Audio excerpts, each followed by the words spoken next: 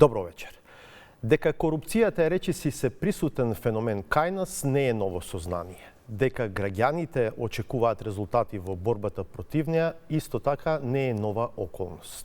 Што може на тој план да направи Државната комисија за спречување на корупцијата? Ќе се обидеме да дознаеме низ разговорот со претседателката на ДКСК, Татјана Димитровска, која гостува во 360 степени.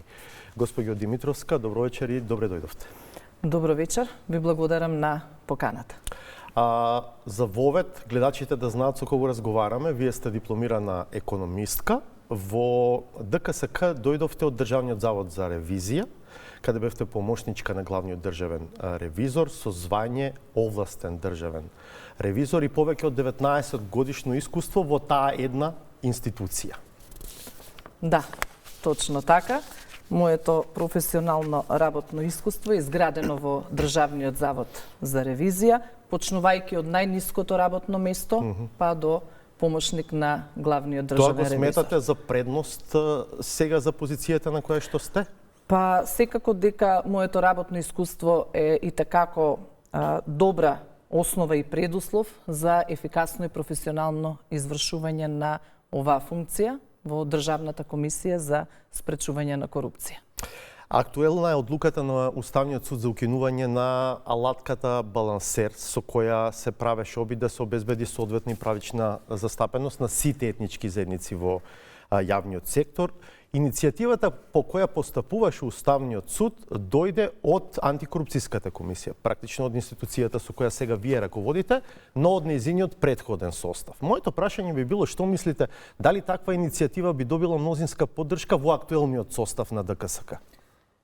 Секако дека и новиот актуелен состав на Државната комисија за спречување на корупција е на ставот дека е потребно преиспитување на такви законски решенија и во иднина, кои што како клуч при вработување ќе го имаат оној главен клуч припадност кон заедница. Најнапред сакам да истакнам дека функционална јавна администрација е основен предуслов на една демократска држава, конкретно демократска држава како што е нашата.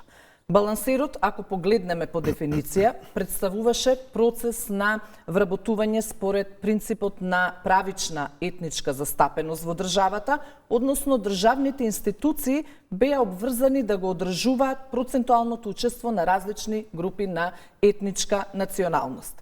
Овој систем се воведе за да се осигура дека секоја етничка група има еднаков пристап до работно место во јавниот сектор.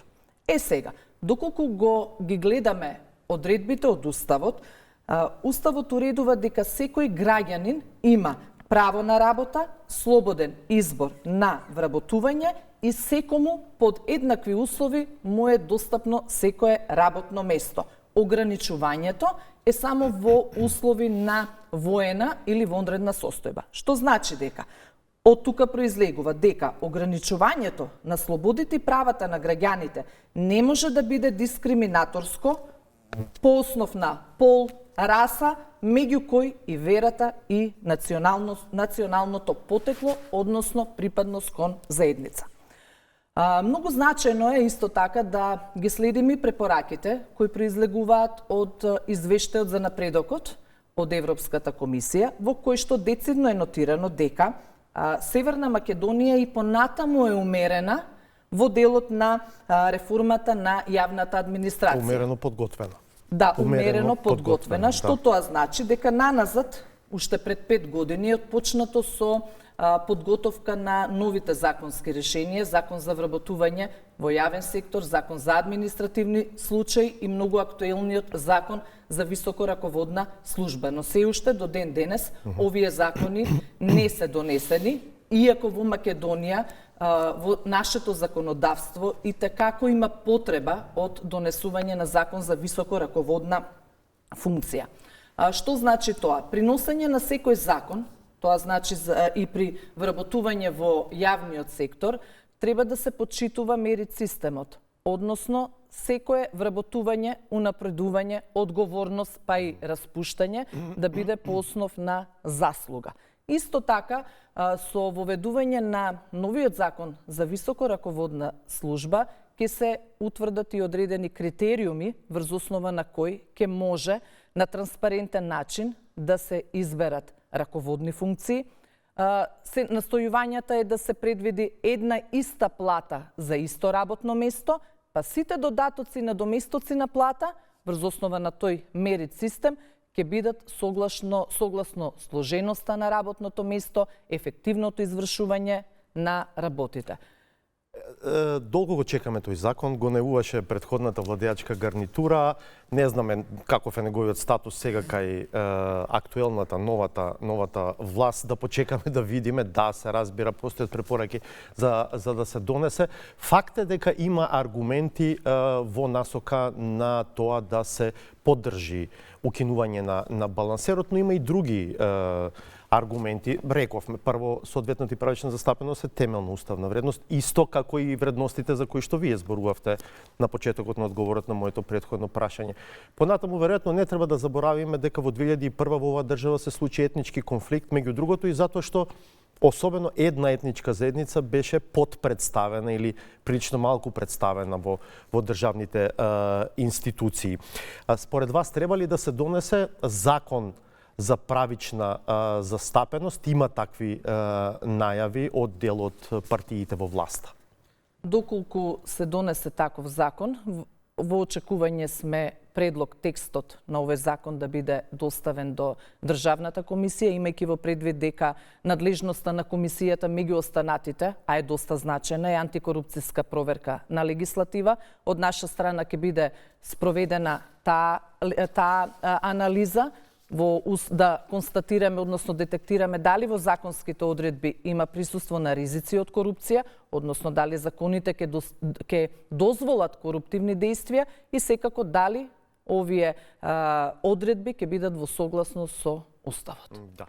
Добро, ќе почекаме да видиме како ќе се одвива сето тоа. Реков, особено едниот партнер во власта гласно зборува за потребата од донесување на таков закон. Го чувме премиерот деноиве рече дека откако ќе се подготви нацрт текст, добро е тој прво да оди на проверка во Венецијанската комисија пред да се врати назад во собранието, но велам се уште сето тоа е во најава. Сакате уште нешто да кажете на оваа тема? Да, може би дополнително да кажам која е предноста од укинувањето на така наречениот баланс, бидејќи овој предмет беше отворен од страна на Државната комисија од претходниот состав, секако дека ги продолжуваме сите активности кои што ги има превземено таа комисија, меѓутоа можноста за менување на националната припадност, зависно од тоа како граѓанинот се чувствува во моментот кога аплицира на некое работно место, а да земеме во предвид дека тој граѓанин аплицира и на повеќе јавни огласи, што значи дека на сите тие јавни огласи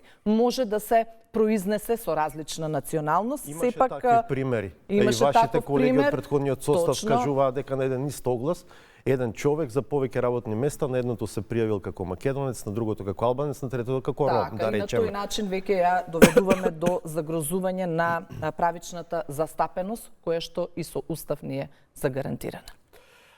Го следите ли процесот на промена на членовите и председателите на независни и самостојни државни комисии и тела? Тука пред се прашувам за Државната комисија за жалби по јавни набавки, Комисијата за заштита на конкуренцијата и второстепената Државна комисија за одлучување во управна постапка, кои се прават со законски измени по скратена постапка, кои се предлагаат од група пратеници од власт. Го следите ли тој процес? Имаше реакции на дел од неладиниот сектор? Така, во текст сме со овие активности кои што се превземаат од предлагачите, како и од законодавниот дом што е донесена новата измена и дополна.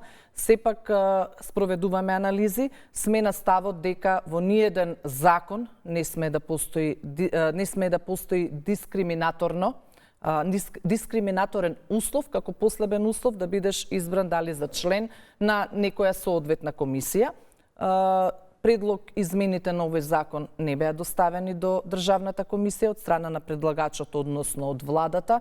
Не е спроведена антикорупцијска проверка на легислатива, меѓутоа ќе ги следиме овие активности, доколку се констатира дека постојат ризици од корупција, ќе биде известена и Кога владата. велите, сметате дека не смеат да постојат дискриминаторски услови, мислите на условите кои што се споменуваат, да речеме, мислам дека за членување во Државната комисија за жалби по јавни набавки, а тоа е да бидат правници со положен правосуден испит. Секако дека е потребно тоа работно искуство на правници и со положен правосуден испит, меѓутоа не би говорела сега за тоа прашање, конкретно бидејќи официјално како државна комисија ќе се произнесеме во однос на ова прашање. А тоа што овие законски измени се предлагаат и се носат по скратена постапка? Тоа не е во ред, сепак треба да се расправа, да има јавна дебата на која што ќе бидат вклучени и експерти, ќе биде вклучена јавноста, медиумите, граѓанското општество заради носење на квалитетно законско решение. Од последната седница на ДКСК најголемо внимание во јавноста привлече вашата одлука да го затворите случајот за патувањето на синот на премиерот Христијан Мицкоски во Соединетите Американски држави, конкретно во Вашингтон и во Њујорк. Тоа се случи во месец јули за време на самитот на НАТО.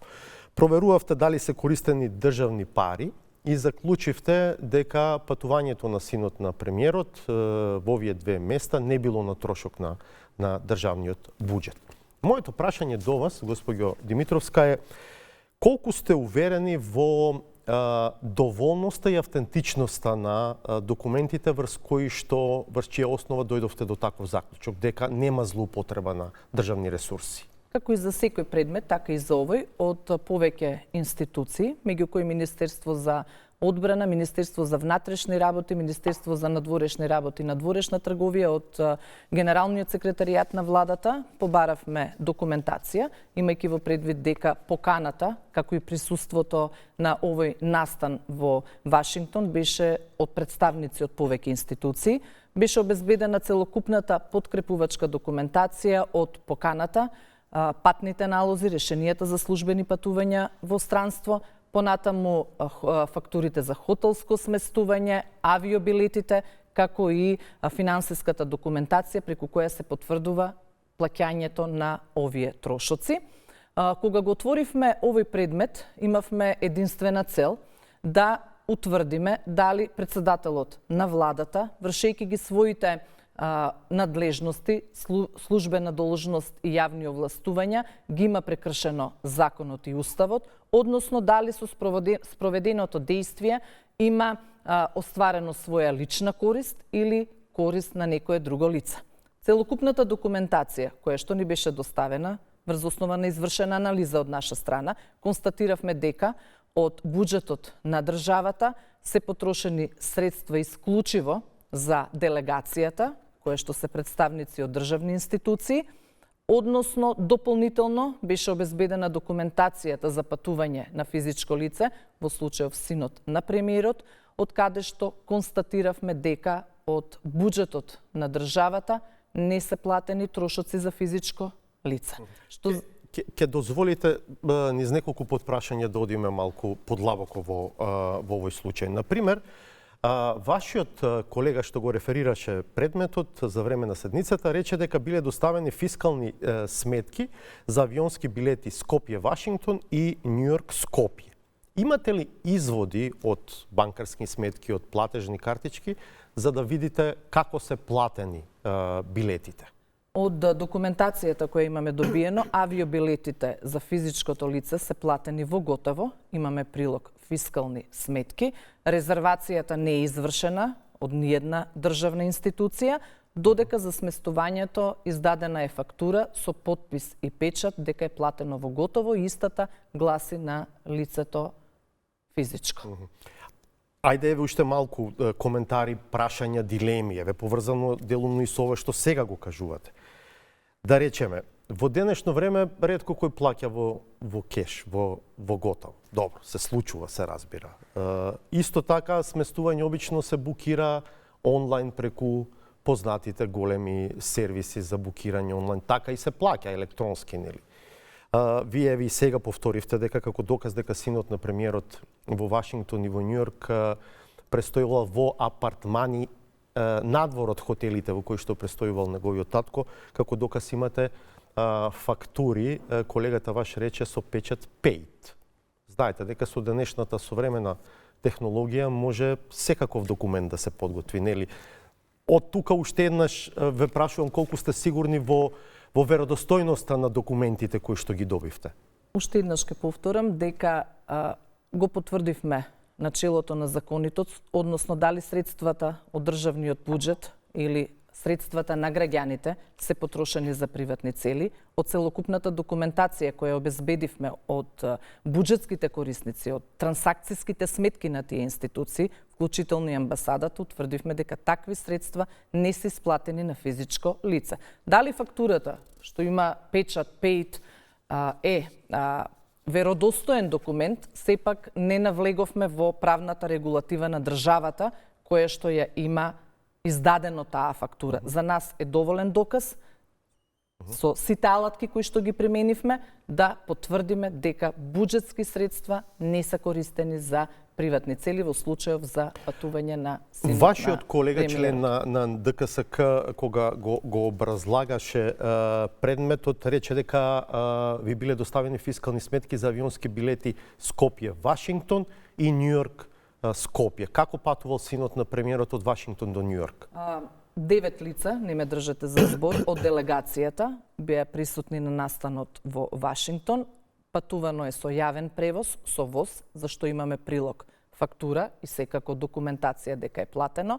Платено за таквиот превоз, што значи дека исто така и за оваа релација од Вашингтон до Њујорк не е платено на физичкото лице. Не е платено. Не е платено од буџетот на државата. Добро. Сакам да ве прашам за еден друг случај кој што беше актуелен, сега можеби многу не се зборува во јавноста, но може да стане актуелен во догледно време повторно. Тоа е именувањето на новото раководство во Агенцијата за разузнавање по изборот на нов шеф на државата, бидејќи во неговите прерогативи е именувањето на директор и заменик директор на Агенцијата за разузнавање. Станува збор за Ивана Стојановска, која што од председателката Гордана Силјановска-Давкова е именувана за заменик директорка на Агенцијата за разузнавање. Вие во овој случај проверувате дали се исполнети сите законски услови за господјата Стојановска да можела да биде именувана за заменик директорка. Кај овој случај, тоа што го проверувате е дали таа го исполнува конкретно законскиот услов за најмалку 10 годишно искуство во областа на безбедноста, одбраната или надворешната политика. До каде стигнавте со проверките? Да, може би за јавност не е актуелен моментално овој предмет, за комисијата секако дека е актуелен. Обезбедена е целокупната документација од кабинетот на председателот на државата и од Агенцијата за разузнавање. Во фаза на потврдување на фактичката состојба обезбедени се документи кои што имаат степен на класификација. Во тек е обезбедување на безбедносните сертификати за дел од членовите на комисијата. Се надеваме дека во краток рок сертификатите од Дирекцијата за безбедност на податоци ќе бидат доставени, имајќи во предвид дека и претходно дел од наш членовите ги поседуваа овие сертификати, во неколку наврати ни беше спроведена проверка. По обезбедување на овие сертификати ќе ја донесеме одлуката согласно утврдената фактичка состојба. Значи имате се собрано, само чекате сертификати за да може да ги разгледаме документите кои имаат степен на доверливост, односно се класифицирани. Добро, јас ќе се обидам да видам низ прашањата дали можеме нешто плюс да дознаеме. Например, рековме дека Ивана Стојановска требала да има најмалку 10 години работно искуство во областа на безбедноста, одбраната или надворешната политика. За неа е неспорно дека има околу 8 годишен, меѓу 7,5 и 8 годишен стаж во Агенцијата за разузнавање. Сега и фала 2 и нешто години до 10 за да кажеме дека е неспорно дека го исполнува тој критериум. Председателката при именувањето го земала предвид нејзиното работно искуство како асистентка по информатика на Факултет за детективи и безбедност на ФОН, како искуство во конкретната област безбедност, одбрана и надворешна политика. Дали асистентско искуство по информатика на факултет за детективи и безбедност може да се смета за искуство во област на безбедност, одбрана или надворешна политика? Да не шпекулираме со информации, сепак да го почитуваме начелото на презумпција на невиност. Кога ќе ги разгледаме сите документи, ќе утврдиме фактичката состојба, секако дека ќе се произнесеме и за оваа одредба од законот, дали како работно искуство се признава областа, односно работното искуство како асистент на наведените факултети.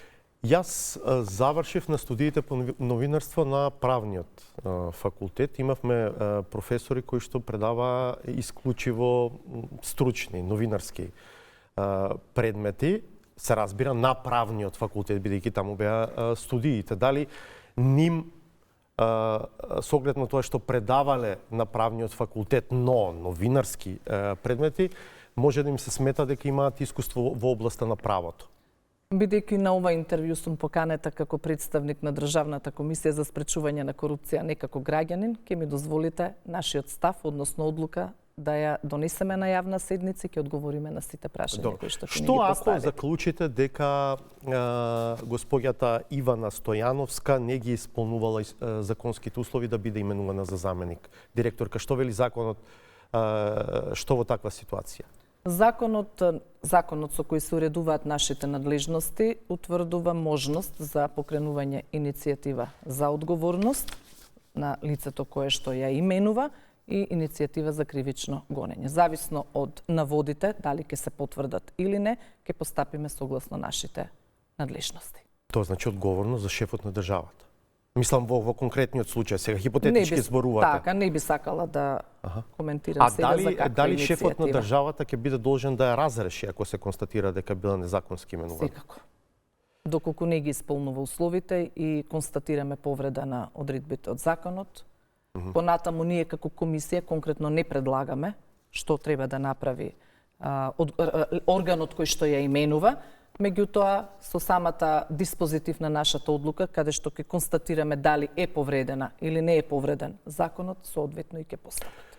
Сличен, иако не исте случајот можеби со именувањето на Сашко Лавчиски за началник на генералштабот на армијата.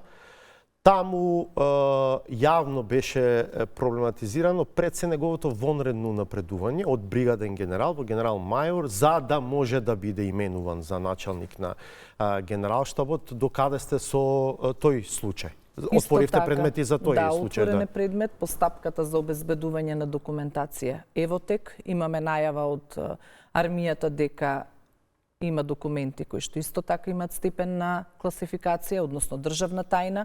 По обезбедување на сертификатите, ќе пристапиме кон разгледување и носење на одлуки. Се надевам, повторно ќе укажам, дека во најкраток временски период овие сертификати ќе ни бидат одобрени, за да можеме и навремено да се произнесеме по овие доста актуелни и значајни предмети. И ние како редакција се обидуваме да видиме дали навистина се исполнети сите законски предуслови за Лавчиски да можел да биде именуван за началник на генералштабот. Се чини дека најдискутабилен е еден услов од законот, а тоа е, бидејќи станува збор за вонредно напредување од бригаден генерал во генерал мајор, за редовно да бил напреден морало 3 години да биде бригаден генерал, а тој бил само 2 години.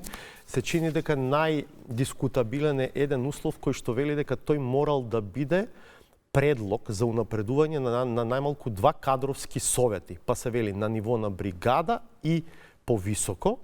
Сега, ние како редакција бараме записници од состаноците на кадровските совети да видиме дали навистина Лавчиски бил предложен за унапредување, за да го исполни тој законски услов. До овој момент не ги добивме. Имаме преписка врз основа на законот за пристап до информација од јавен карактер и со кабинетот на шефот на државата и со Министерството за одбрана. Ќе видиме како таа преписка на крај ќе заврши. Ќе видиме и вие како ќе напредувате во тој случај. Актот за систематизација или актот за формација кој има степен на класифицираност, секако и ние ги испитуваме сите тие унапредувања. Се надеваме дека документите ќе ни бидат доставени, за да можеме да направиме квалитетна анализа дали ги исполнува условите или не. Отворивте предмети за проверка на имотот на председателот на СДСМ, Венко Филипче, и на генералниот секретар на владата, Игор Јанушев. Има ли нешто ново во проверката на имотите на овие двајца функционери? Да, предмети се отворени за проверка на имотната состојба. Постапката исто така е во тек, имајќи во предвид дека проверката на имотната состојба се прави од повеќе институции, не е само од Агенција за катастар, од сите банки, од Централен регистар, што значи дека кога ќе ги обезбедиме комплетните документи, ќе утврдиме фактичка состојба и ќе констатираме дали имотот кој што е пријавен во анкетните листови е целосен и За точен. сега нема што да соопштите на јавноста. Не. Може би е рано, но ако повлечете црта за сработеното во изминатите 8 месеци, мислам дека сте откако стапивте на должност, што би рекле? Колку сте задоволни, кои се елементите, предметите кои што сметате дека се референтни точки за овој период? Така, во нашиот мандат настапи во месец февруари, во исклучително период кој за нас беше предизвик, односно непосредно пред распишување на председателските и парламентарните избори. Отворивме многу предмети, донесовме многу одлуки. По еден предмет, што е случајот со Академијата за суди и јавни обвинители, потврда на нашето работење и нашата одлука добивме и од Висшиот управен суд, што значи дека го стопиравме процесот на вработување, кој во иднина ќе значеше вработување на избраните кандидати. Веројатно јавноста се сеќава на тој предмет, бидејќи беше јавно актуелен во среде кампања. Среде кампања, точно. Донесовме втората одлука што ја донесевме беше со истиот став, што значи дека со оваа одлука само можеме да потврдиме и верба во работата на правосудните органи. Понатаму донесовме, бидејќи голем дел од одлуките се однесуваа на изборниот период, кој да речеме пред скоро 2 месеци заврши, покренавме иницијативи за кривично гонење до јавно обвинителство, 5 иницијативи, една иницијатива за сега е одговорено од јавно обвинителство, е прифатена, што значи дека ќе се процесуира понатаму во судството. Една иницијатива Мислите на која иницијатива? На иницијативата за кривично гонење против организацијскиот директор на јавната здравствена установа Клиника за токсикологија. Иницијатива за одговорност исто така беше прифатена од страна на градоначалник на Маврово Ростуше, беше разрешен директор на училиште кој не ги исполнуваше условите. Останатите се во тек, очекуваме повратно од страна на јавното обвинителство. Како ви оди соработката со јавното обвинителство? Соработката со јавното обвинителство е на задоволително ниво. Во постојана комуникација сме со јавното обвинителство. Пред секој предмет да го отвориме, дали ние, дали од нивна страна имаме комуникација, доколку е отворено од една страна, да продолжиме да го работиме ние, така да досега сме задоволни. Се Од надевам претходниот состав имаше многу приговори, па и не само од претходниот состав, и од други, да кажем, релевантни места во државава. Имаше приговори за тоа дека ДКСК иницира, меѓутоа јавното обвинителство некако не со големо внимание и должна почит им пристапува на тие иницијативи од ДКСК и главно ги отфрла. Очекуваме дека и во иднина ќе унапредиме нашата соработка. Поддржани сме од многу меѓународни проекти за зајакнување на соработката со јавното обвинителство, а најмногу за нас што значи и унапредување на иницијативите кои што ги поднесуваме до јавното обвинителство, што значи, што би рекле јавните обвинители, одлуката да има јавно обвинителски резон. Во иднина се надевам дека оваа соработка ќе биде унапредена. Да видиме.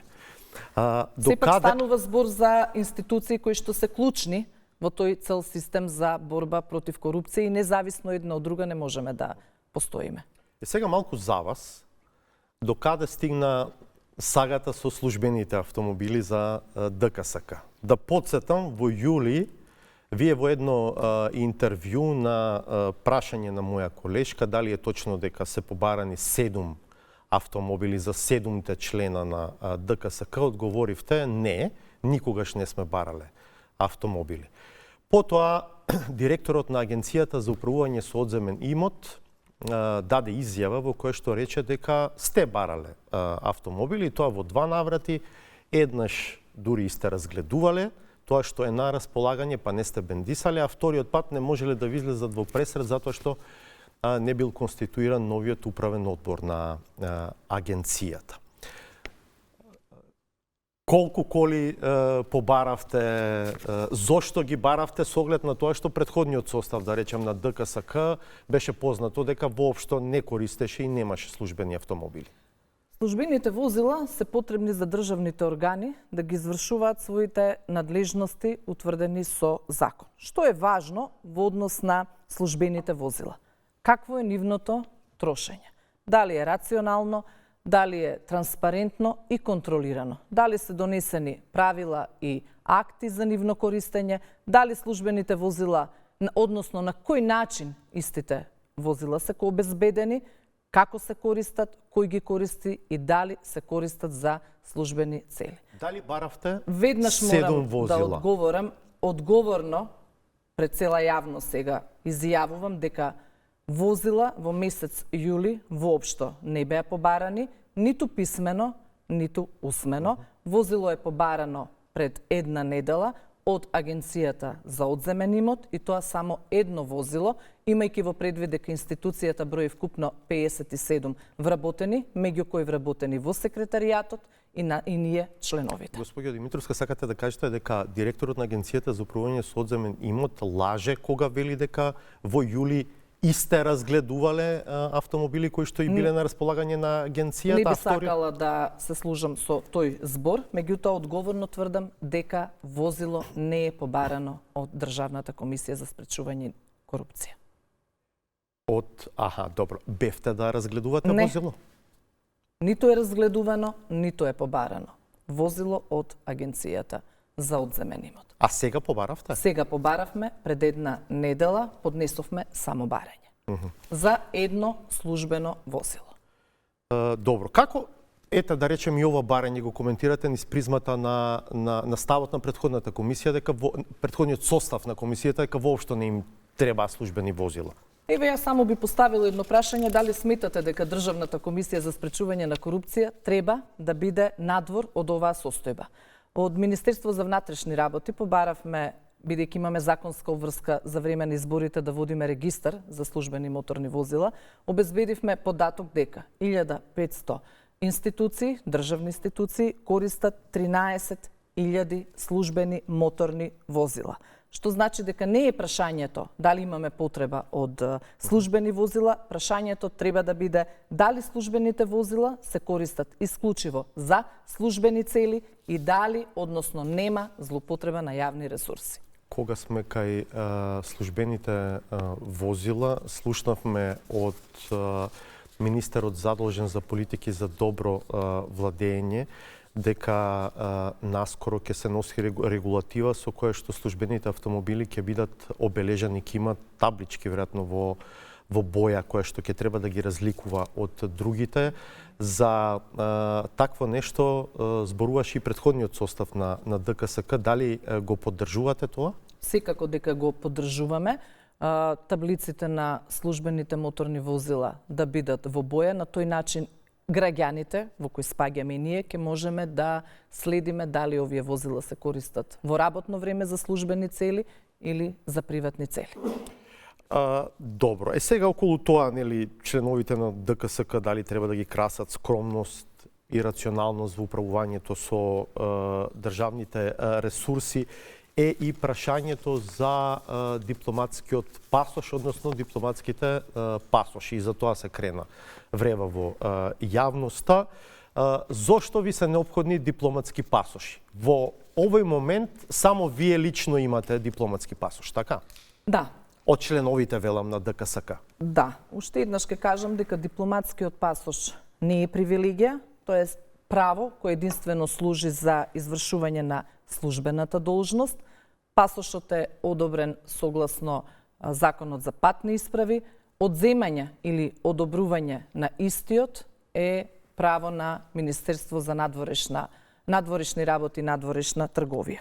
Повторно ќе кажам, имање или немање на дипломатски пасош не е исто така клучно прашање, како и прашањето за службените возила, туку прашањето е како Државната комисија работи во заштита на јавните добра од корупција и борба со истите. Дали- Односно да ги заштитиме парите на нас Дали граѓаните. без дипломатски пасош не би можеле да извршувате оваа мисија? Сметам дека дадов доволно аргументи за користење на оваа патна исправа. Не е привилегија, е право. Доколку институцијата, Министерството за надворешни работи цени дека нема потреба да го слободно може Да, истиот да го имаше одземе. проблематизирање дури и на законскиот основ за тоа дали нели ви следува, не ви следува. Вие сметавте дека ви следува и дека има законски основ. Затоа што законот за патни исправи дозволува, а подзаконскиот акт не е усогласен со законскиот акт, согласно кој и се носи, односно во подзаконскиот акт се наведени таксативно на кого следи. Останувате на барањето и другите членови на комисијата да добијат дипломатски пасоши. Се уште немаме одговор од надлежното министерство во однос на ова прашање. Да почекаме да се произнесат. Вие очекувате дека и другите 6 мина треба да имаат? Нема разлика помеѓу председателот и членовите, сепак ќе кажам, наша мисија и визија е да ја спречиме борбата со корупција и да ги заштитиме парите на граѓаните. Дали дипломатскиот пасош го имате употребено за приватни цели? Не, воопшто го немам употребено. Ни за службени цели, за приватни цели не станува збор. До сега немате патувано со него? Немам патувано. Имам патувано службено 2 пати, меѓутоа го имам искористено мојот приватен пасош. Па тоа нели покажува дека не сте имале потреба од дипломатски пасош? Периодот од 5 години и идните меѓународни активности ќе го покажат истото. Како и да е злоупотреба за приватни цели, нема да има. Се уште ги памтиме реакциите, веројатно и вие што се појавија во јавноста за време и по вашиот избор во собранието за членови на Државната комисија за спречување на корупцијата, поточно за начинот на кој што се стигна до предлог листата од 7 мина кандидати во комисијата за селекција, составена од 4 пратеници, 2 членови на граѓанскиот сектор и представник на омбудсманот. Конкретно коментарите и критиките беа дека вас ве избра политичките партии во процес во кој што граѓанските организации исто така требаше да имаат свој збор. Да речеме, за вас лично од 7 мина кандидати, 4 партиски представници ви дадоа по 100 поени, представникот на омбудсманот негде меѓу 90 и 100 ви даде, мислам дека 92, а представниците на граѓанскиот сектор ви дадоа 20 поени. Слично е и кај други членови на ДКСК кои што потоа беа избрани на пленум на собранието. Дали овој начин на избор ве прави да чувствувате долг кон овие што ви избраа, госпоѓо Димитровска? Не.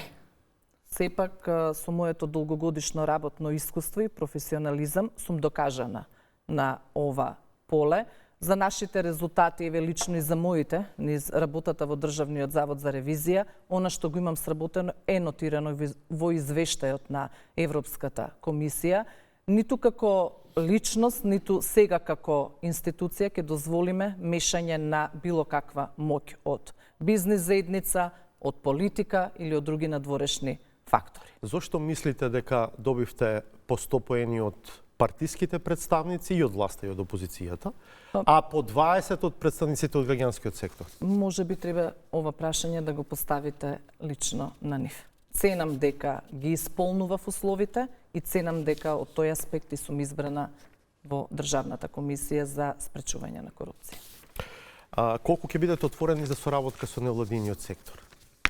Отворени сме за соработка со невладиниот сектор, можам да истакнам. Несреќен почеток, да речем, првите 30 на дена, некако како да се затворивте како институција, па се запалија некои црвени знаменца, нели, и кај дел од медиумите и кај дел од граѓанскиот сектор за тоа дека може би се менува нешто во начинот на кој што ДКСК ќе комуницира со јавноста. Потоа се отворивте и факта дека сега комуникацијата е друга, но на почетокот некако како да се затворивте. Печатокот беше таков дека сме затворени за јавноста и за медиумите, меѓутоа практично и не беше така. Одговаравме на прашања кои што ни беа поставени на службената мејл адреса. Сепак не затекна еден период на избори, каде што бевме соочени со голем број на предизвици, односно со голем број на предмети. Меѓутоа, она што е најважно е дека соработката итекако е унапредена и во иднина ќе унапредуваме. Конкретно еве една активност која што е доста актуелна би сакала да истакнам сега. Од страна на платформата на граѓански организации беше побарана средба, одржавме работна средба во просториите на ДКСК. Се разговараше за антикорупцијска проверка на легислатива на законот за конфискација на имот во граѓанска постапка. Овој закон е пред известно време донесен. Да. Треба да послужи како мокна алатка за спречување на криминал и корупција, односно за да се занимава со нелегално стекнат имот во интерес на државата.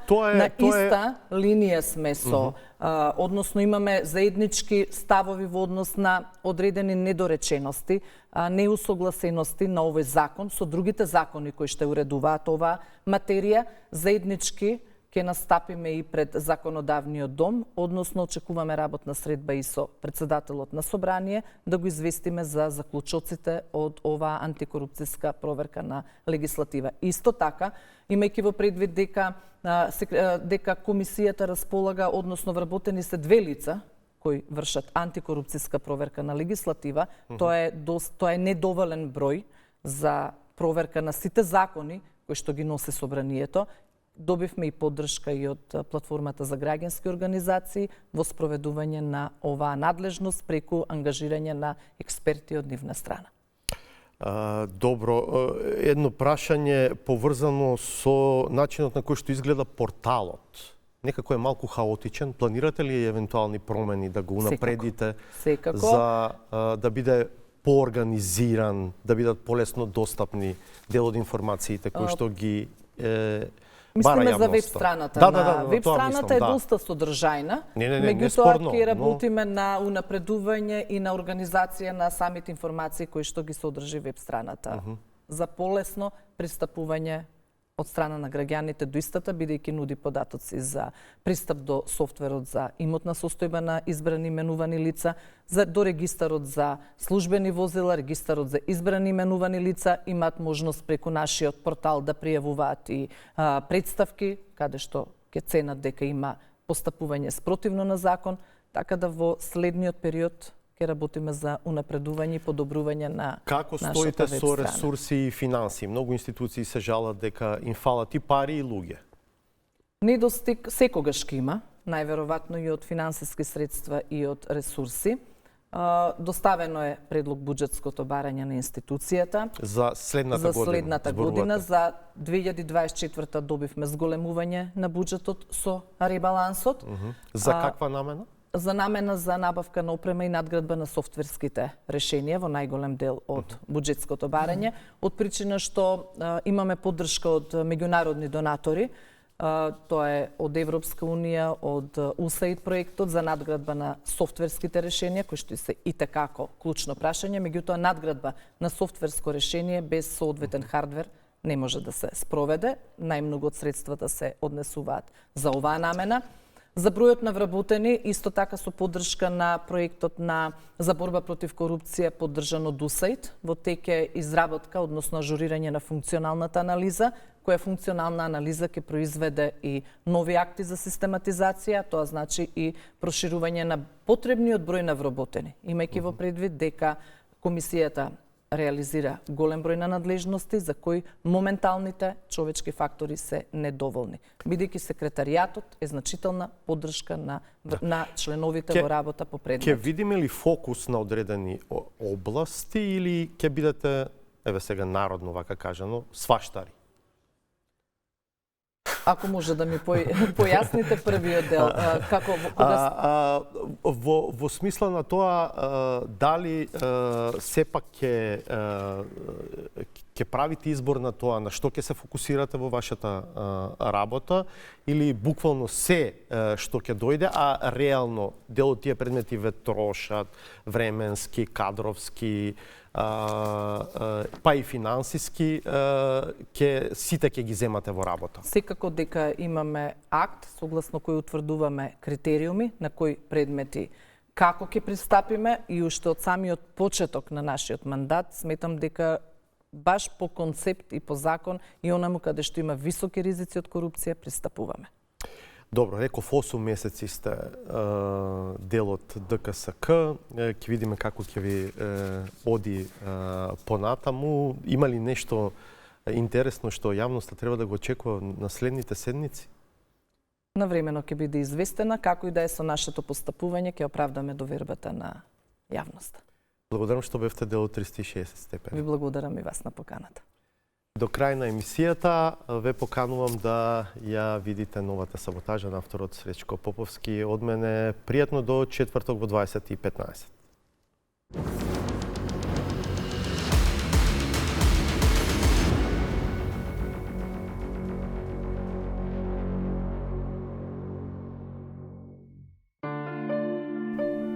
Старите комуњари од секогаш ги мачале тешки сништа, особено кога младешките идеали за освојување на престолот не успеале, па животот тргнал по обратната насока на колосекот.